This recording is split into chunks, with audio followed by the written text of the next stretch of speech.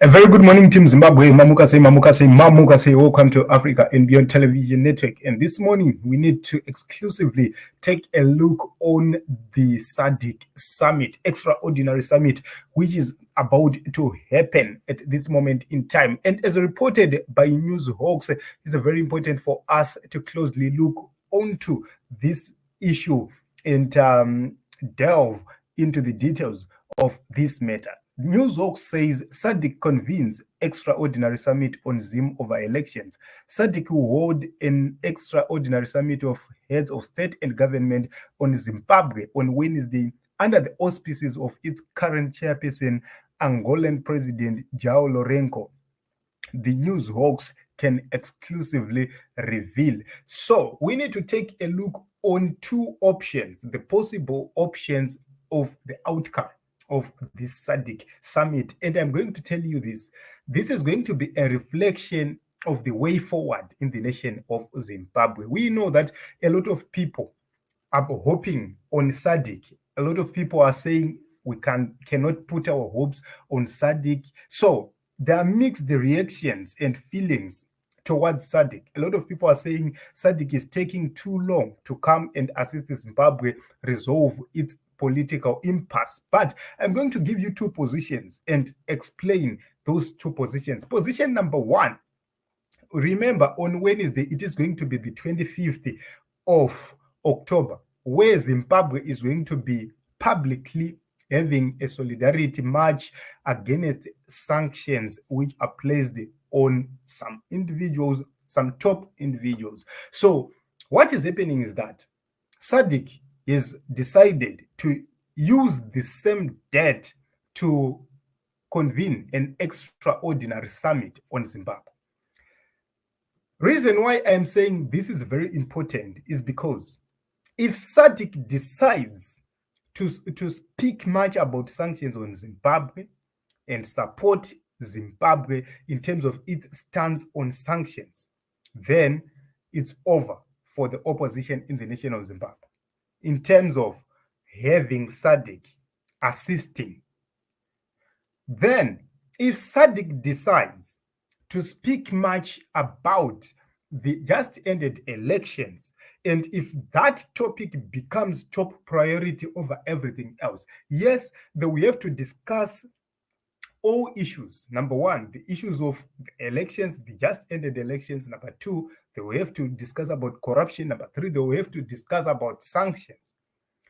But more importantly, they have to table that report before SADC. And the responses were given. The opposition, Zimbabwe Electoral Commission, the ruling party, both of them, they submitted their reports to SADC, which means SADC can actually deal with this matter on this important day. But let us not forget that South Africa plays a significant role in this whole issue. South Africa has been there. South Africa, Cyril Ramaphosa is siding with Emmerson Mnangagwa here in Zimbabwe.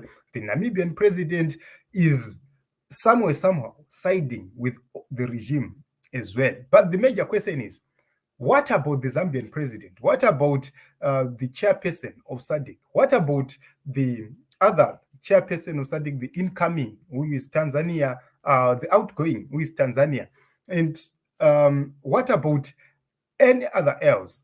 Every other person, what do they think about what is really happening in the nation of Zimbabwe? So that is very important. If we have more from 16 countries, 15 countries, if we have more people supporting the SEOM report and final SADC report on Zimbabwe, then we have an advantage. South Africa, even if they are supporting ZANU PF, at a certain point in time, they will be forced to actually see reasons why things should be resolved in the nation of Zimbabwe. But let us take a look onto the other issue. If the sanctions story tops up or becomes the top priority for this meeting, what it means is the elections will be swept under the carpet. They will say sanctions are doing A, B, C, D to the nation of Zimbabwe. So what ZANU-PF is doing, they are proofing themselves. That is another possibility. That is another position which might be coming out. So, Team Zimbabwe, this is a very interesting moment. We are going to wait and see what is going to happen on Wednesday. Wednesday,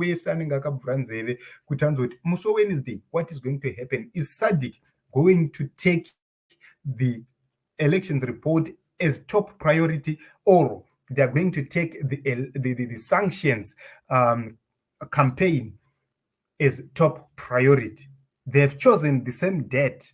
I do not know why they've chosen to do so. Is it because they want to be in solidarity with the government of Zimbabwe, or is it that they want to deal with that matter once and for all on the 25th, or they have realized that they cannot take it much further? Because remember, other sources were saying Muswa 31, but they have chosen to do it earlier than that. So it is what it is in Zimbabwe.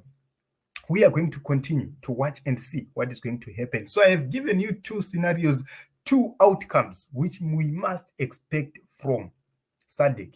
If SADC, this is my conclusion, if SADC says more about sanctions, then we are doomed through the SADC route. If SADC says more about the elections, then we are good. So it depends with what is their priority. The question is, did he manage to bribe everybody else? We do not know who was bribed or who he managed to. Remember, the Mozambican president refused to publicly support ZANU-PF during the United Nations summit. And it's something very important, because remember, he was part of the delegation which came to Zimbabwe. He was part of the 3 presidents who came here to Zimbabwe. So he says, I am going to abide with the decision of the whole of the SADC region. The South African president is also under fire from his comrades in South Africa, who are actually saying, mind you, Zimbabweans are coming here and they're causing troubles here and problems here. It's because of the corrupt rule which is in Zimbabwe and is under fire. The Namibian president faced the same. The opposition in Namibia is actually pushing for Namibia to actually take a bold stance against the regime in Harare. Botswana is doing differently. The president didn't come for the inauguration. Malawi, Zambia, all those countries, I do not believe that they are in support of the regime in Harare. Angola, I don't believe that it's siding with the regime in Harare. Tanzania is close to the regime in Harare, but it can be swayed to support a better Zimbabwe. So it is what it is in Zimbabwe. It is going to be a battle of the former liberation movement versus the new generation and the politics of development and national building. So we continue to watch and see, and we are going to update you about what will be the outcomes of this extraordinary summit. Thank you very much for coming. Thank you very much for the support. I would want to take just a few comments if I can. I do not know if I can take just a few comments here. I'm running out of time. I would have loved to take some comments, but I must not go beyond 10 minutes. So let me end it here so that